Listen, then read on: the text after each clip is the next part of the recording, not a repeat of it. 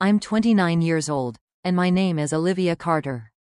The day my family attempted to take everything away from me without understanding that I had already secured my future is something I will never forget. I've always been the responsible daughter, giving up weekends and nights out to assist in managing our family's boutique hotel. In the meantime, my 26-year-old younger sister Emma had a life akin to that of an Instagram influencer. I was at the office, putting in long hours to keep our business thriving, while she showed off her designer bags and lavish trips throughout Europe. Charles Carter, our father, constructed Carter hotels from the bottom up. Since I was 16 years old, I had been learning the ropes. Every time I had to postpone plans with friends to go over contracts late at night, Dad would remind me, "Olivia, you have to understand, this business requires sacrifices." Emma spent our family's money like it was her inheritance in the meanwhile. "Your sister is not yet old." Mother would always defend her by saying, "Let her enjoy life. She'll mature eventually." Emma, however, never did. She was still living with our parents at the age of 26. And aside from her social media posts, she had no real work. In the meantime, I worked 12-hour days to maintain the flawless operation of 3 of our most lucrative hotels. When I met our new financial advisor, Ethan, 6 months ago, everything changed. He saw something concerning in the company's financial records right away since he was astute, truthful, and meticulous. He entered my office one day, closed the door, and deposited a pile of papers on my desk. With a somber tone, he stated, "Olivia, I've been going over the accounts from the last 5 years. Were you aware that your sister has spent more than $2 million of the company's money?" It seemed like the earth was tilting under me. "What?" Grimly, Ethan nodded. "Everything is recorded. Expenses for lavish parties, designer clothing, and travel. All of it is classified as marketing expenses." "Marketing?" Stunned, I repeated myself. Ethan said, "She says she is the brand's social media persona." I confronted my father that evening. I was completely chilled by his remark. "I understand, Olivia. I gave my approval for such costs." $2 million for private expenses, I gaped at him incredulously. With a deep sigh, Dad took off his glasses and pinched the bridge of his nose. "Look, Emma contributes in her own way. And you contribute in one way to the company." My entire world changed in that instant. In an attempt to gain my father's favor, I had been working myself to the bone for years. But I knew I would never. Ethan became my confidant throughout the course of the following few months. Together, we covertly recorded every anomaly, every dubious transaction, every needless expense. However, Ethan also made me aware of something I had been ignoring: my rights. My father had set up the ownership of the business for tax purposes years ago. He hadn't realized that I was the main shareholder officially, and I could use that authority. One night, Ethan said, "You must defend yourself. Your family is using the business as a personal piggy bank." However, it wasn't quite that bad. Ethan informed me that my house was one of the major assets my father was planning to transfer. "They are creating paperwork to give Emma ownership of the property." I went cold. "My home? In theory, you used your business salary to purchase it. They contend that it can be redistributed because it was a business gift." I had trouble sleeping that night. A simple signature could take away the house I'd worked so hard to buy. The only refuge I'd built to get away from my toxic family. However, Ethan and I had a strategy. On my 29th birthday, the time for the truth came. At our parents' house, my family hosted an extravagant celebration. Board members, business associates, and extended relatives were on the guest list. Emma got up during the toast, held out a crystal champagne flute, likely worth $500, and grinned broadly. She looked across the room before saying, "I have a special announcement. Olivia's house is the most amazing gift that Dad has given me." The crowd echoed with a murmur. My mom grinned proudly. My dad averted his eyes from me. "Isn't it amazing?" Emma went on. "Olivia doesn't actually need a large home because she's constantly at work. I'll use it more effectively." With my heart thumping in my ears, I gently got out of my chair. But I had a clear head. "Emma, you're right," I answered calmly. "I am too busy at the office, taking a folder out of my handbag. And I have one of my own since we're making announcements. As I opened the folder, the room became quiet. Everyone looked at me, Emma still grinning without realizing what was about to happen. I have some significant updates as the CEO and largest shareholder of Carter Hotels. Emma's grin faltered. In his chair, my father straightened. First, I declared, all personal expenses will require board approval, not just the president's signature, effective immediately. Emma stopped smiling. Secondly, I've started a thorough audit of the business's financial records for the previous 5 years, which includes all social media marketing expenses. Olivia, my dad cut me off abruptly. This isn't the place or time, isn't it? I fired back. You announced at my birthday celebration that you were giving away my house, which I had purchased with my own money after years of arduous labor. Ethan got up from across the room and started handing out files to the board members. You'll find proof of corporate fund misappropriation totaling over $2 million inside these folders. I went on. Personal expenditures passed off as marketing expenditures. Expensive getaways that were misrepresented as work trips. Shopping sprees by designers are classified as market research. Emma's face became pale. This is absurd, she sputtered. All of those costs were authorized by Dad. I represent the brand. I hit a button on the presentation screen in the room. Emma's Instagram photos of extravagant parties, high-end attire, and far-flung trips were displayed in a slideshow. All right, I responded coolly. Let's have a look. Ibiza parties, promoting family-friendly lodgings, research on the market for designer handbags. Red-faced with rage, my mother leapt to her feet. Olivia, how could you treat your sister in such a degrading manner? Unflinching, I looked her in the eye. Make her feel ashamed? The way you took my house on my birthday in an attempt to make me look foolish? With an authoritative edge to his voice, my father took a step forward. It is a family issue. I request that everyone who isn't family leave, with a firm voice. Ethan interrupted. I'm afraid that's not possible. The board members have the right, and the duty, to be present because this involves possible corporate fraud. My mother yelled about family loyalty. Emma sobbed and said that it was all a misunderstanding. And my father frantically tried to calm the board members as they looked over the paperwork with increasing alarm. However, this was just the start. There was anarchy following my birthday celebration.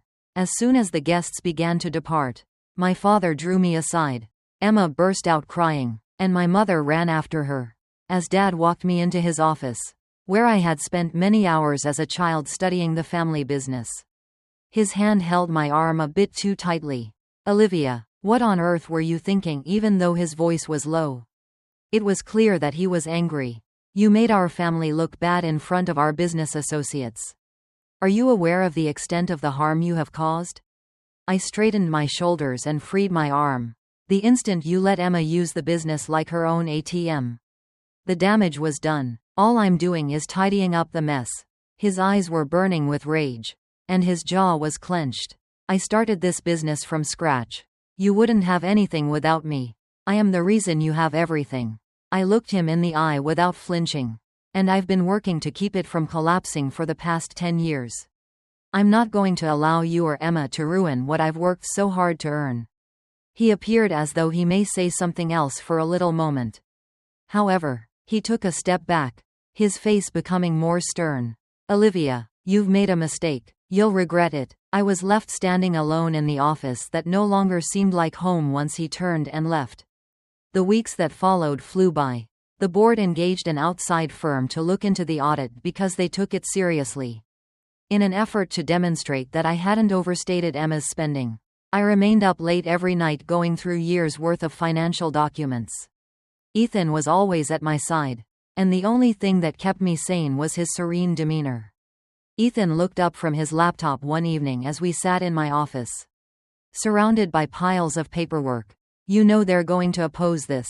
It will take a fight for your father to relinquish authority. Without hesitation, I answered, let them fight. I refused to back down. After examining me for a while, he nodded. Remember that you're not doing this alone. I've got you covered. I smiled a little at him. I'm grateful, Ethan. Without you, I don't know what I would do. My father's next move came 2 weeks later. An official request for an emergency board meeting was on my desk when I arrived at the office. The plan? Removing me as CEO is a motion. Ethan studied the notification and remarked, "They're trying to force you out before the audit is finished. They can deprive you of all decision-making authority if they receive the votes." Even though my heart was racing, I made myself remain composed. They are not going to prevail. I still own most of the stock. To take me away, they need my permission. Unless they are able to persuade the board to support them, they may be able to get enough votes if they portray this as a family conflict harming the company's reputation. I inhaled deeply while suppressing the panic that was building within me. We'll make sure they see the truth after that. 3 days later, the company's largest conference room hosted the emergency board meeting. Despite the tension in the air, I came early with my head held high and my back straight. Emma and my mother, who were both dressed to impress, sat next to my father at the head of the table. As if looks could influence the board's choice, Ethan was seated across from them, his laptop open and papers arranged neatly in front of him.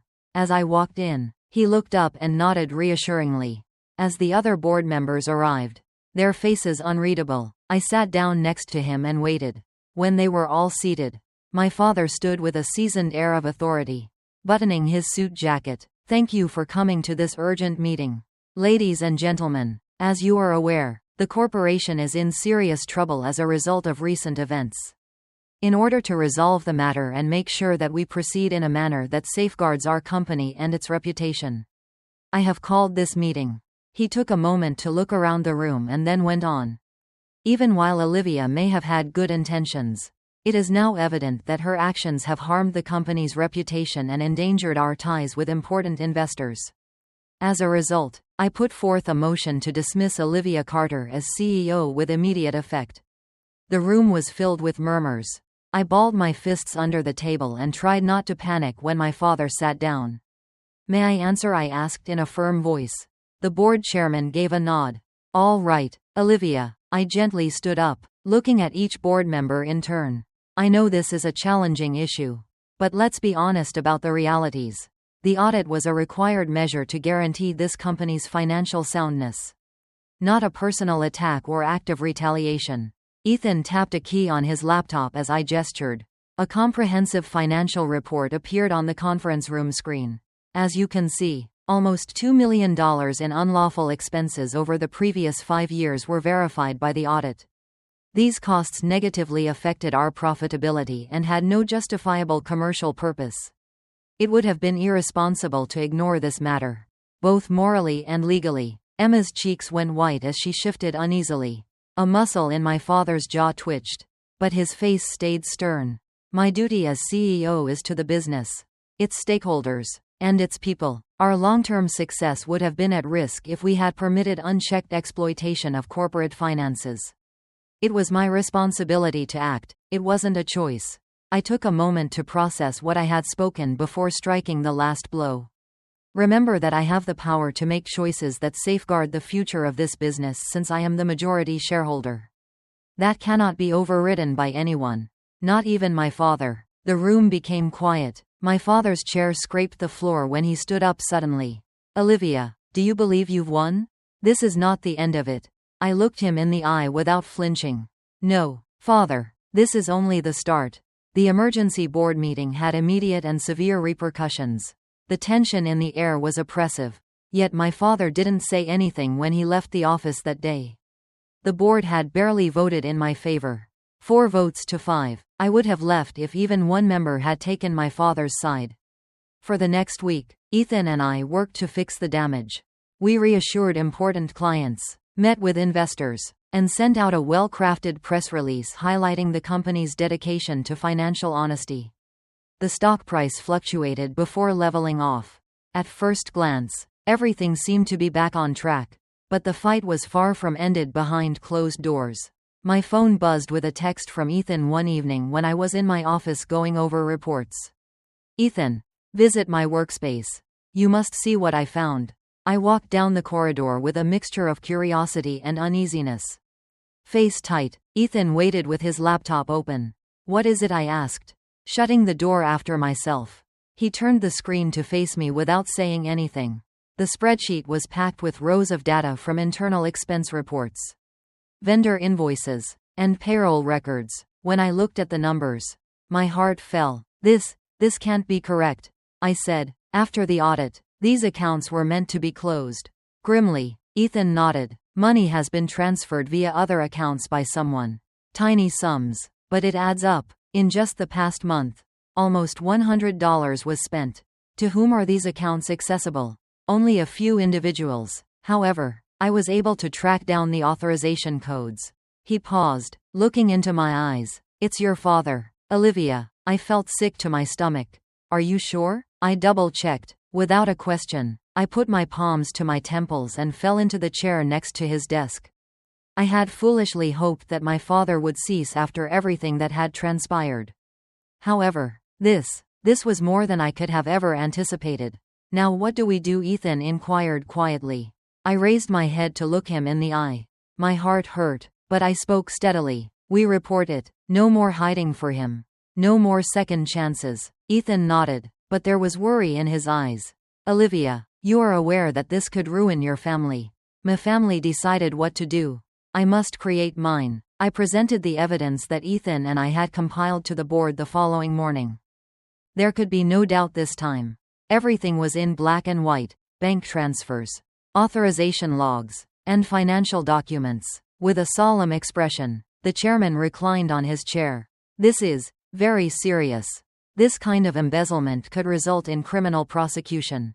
How would you suggest we proceed, Ms. Carter? With the decision weighing heavily on my chest, I inhaled deeply. We must notify the authorities of this. We put the company's future and our personal ethics at stake if we attempt to hide it. Around the table there was a murmur of agreement. My father's old acquaintance was the only board member to express reluctance.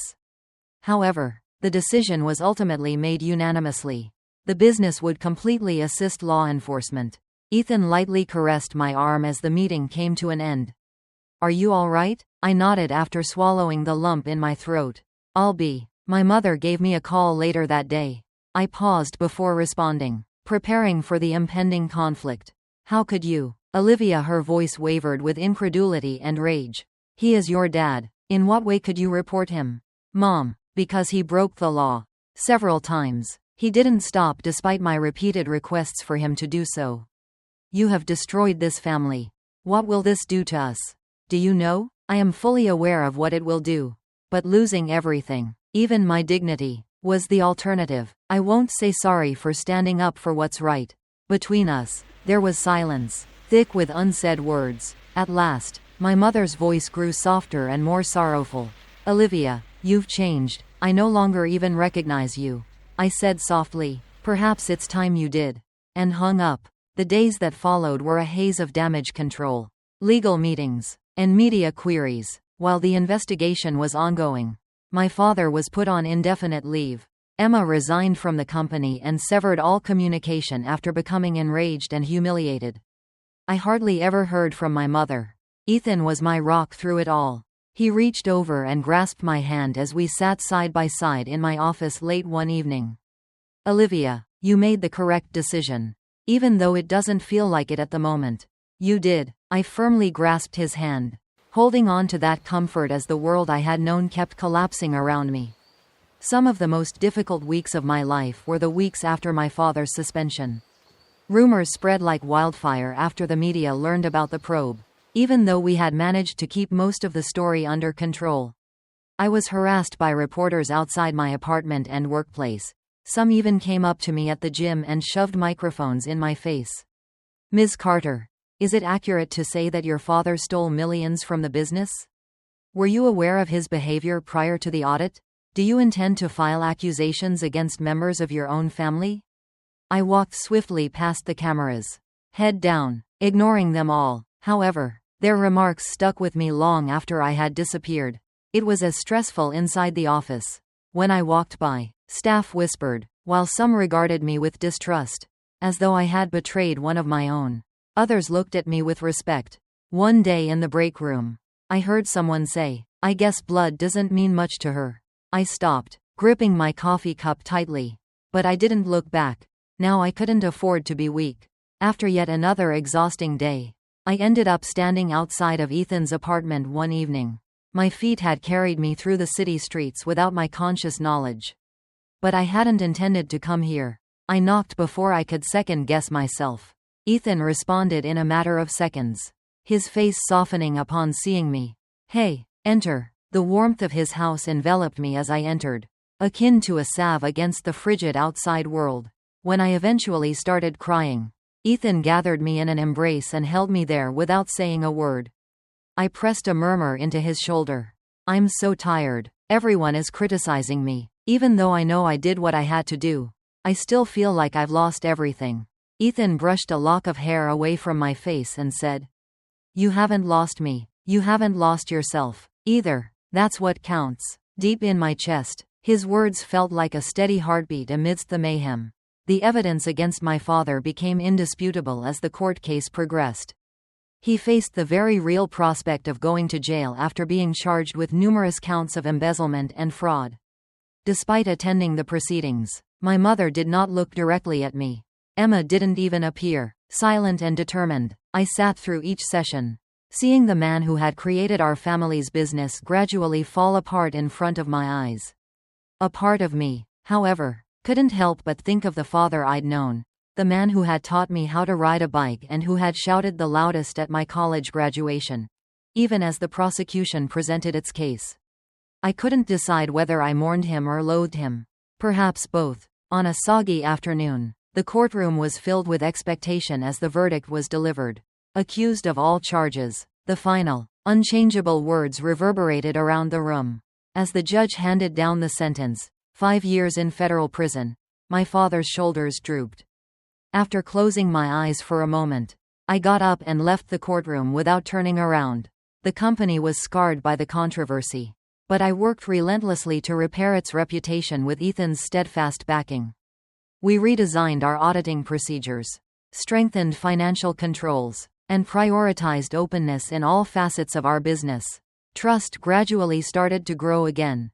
The cost had been high, though. My family was broken, perhaps irreparably. My mother refused to accept my financial assistance and moved to a smaller home outside of the city. Emma cut all connections, her bitterness a gnawing pain under my skin. And yet, life continued.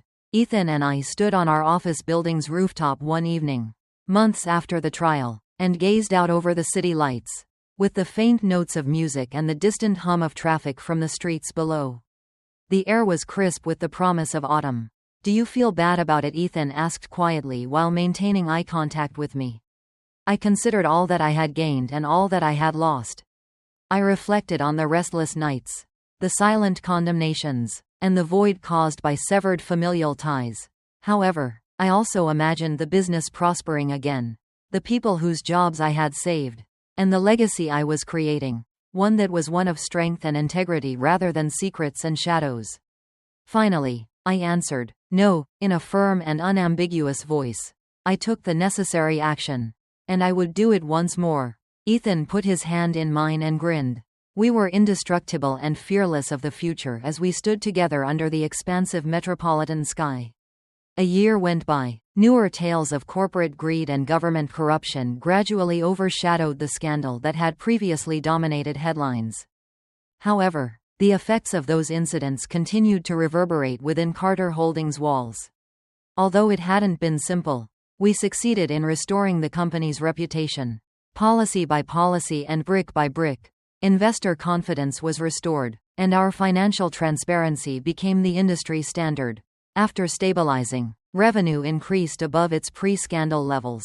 I was proud to know that honesty, not dishonesty, was now the source of our success.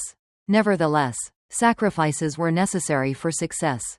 I spoke to my mother sometimes, but our exchanges were tense. Although she never directly blamed me, her voice's distance conveyed enough. Emma, however, had completely disappeared from my life.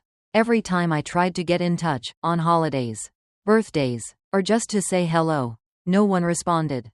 Some wounds would never heal, and I had to come to terms with that. But I was doing well on the job. I had assumed the CEO position with assurance and a clear goal in mind: to make the business into something of which I could be proud. I knew I couldn't do it alone. Though, even as I pushed on, Ethan became into my best friend. not just as my CFO but also as my true partner. Our late-night strategy sessions eventually turned into peaceful meals and shared laughs as a result of his wisdom and unfailing support, which helped guide the business through its darkest moments. After completing a significant merger that would increase our worldwide presence, Ethan and I were left alone in my office one evening with champagne glasses in hand. He smirked as he raised his glass and toasted to surviving the storm. I clattered mine with his to using it to build something stronger. With the metropolitan skyline glistening through the floor-to-ceiling windows, we sipped in quiet. Ethan then put down his glass and grasped my hand, moving his thumb slowly in circles over my skin. "I've never met someone as strong as you, Ava," he added quietly. "The weight of all that transpired could have caused you to collapse. But you chose not to. You refused to back down, even if it meant losing the people you cared about." I averted my gaze as my throat constricted with emotion. I sometimes question whether I was too brutal. If I had been able to salvage the business without losing my dad. My face was gently turned back toward Ethan's. "You fulfilled your obligations. You restored a business that truly stands for something, preserved thousands of jobs, and safeguarded innumerable families. Your dad made his decisions.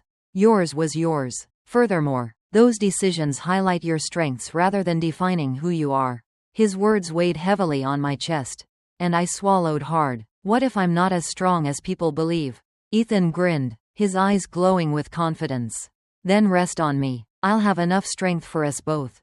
It was a simple weekend trip to the mountains, just the two of us under a starry sky. When Ethan proposed 6 months later, knowing that I had discovered the one person who genuinely saw me for who I was, warts and all, I said yes without hesitation.